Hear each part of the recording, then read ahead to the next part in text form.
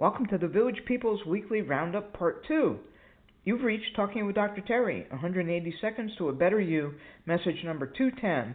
I'm Dr. Terry Wurzbacher. Picking up from yesterday's call, Tim reminded us that the universe will indeed provide opportunities and blessings for us if we put ourselves out there in the midst of the opportunities so that they can flow along and not just sit at home on the couch wondering whether opportunity will knock on the front door, all the while hoping it'll be during a commercial break, of course. It's one reason affirmations have gotten a bad name. They work, but they require that you take action in order for them to work.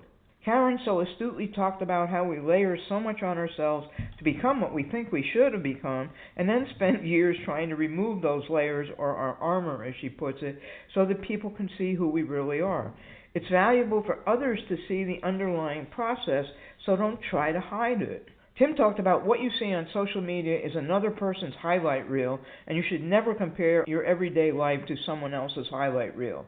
Frank talked about how my mood was influenced by my calculations, but he also wondered if my calculations were influenced by my mood. I hadn't looked at it that way, but it's definitely possible.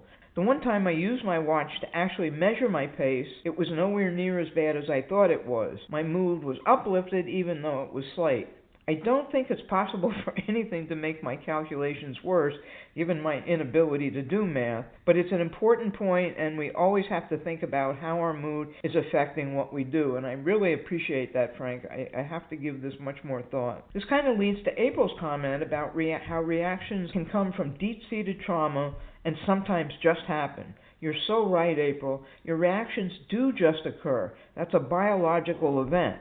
But there's a difference between your reactions and your responses. That's why it's so important to pause and take a deep breath, trying to clear your body of all those stress chemicals before responding. Ramona had an interesting question. She wondered how a diamond could be vulnerable. I was curious, so I looked it up. Here's what I found. Quote, diamonds grow in planes, formations, and cleavage lines, which are like growth rings in a tree. This makes them easier to bruise or to saw, whatever that means. These same fault lines, though, also make them vulnerable. A good hit or strike at just the right angle could damage a diamond forever.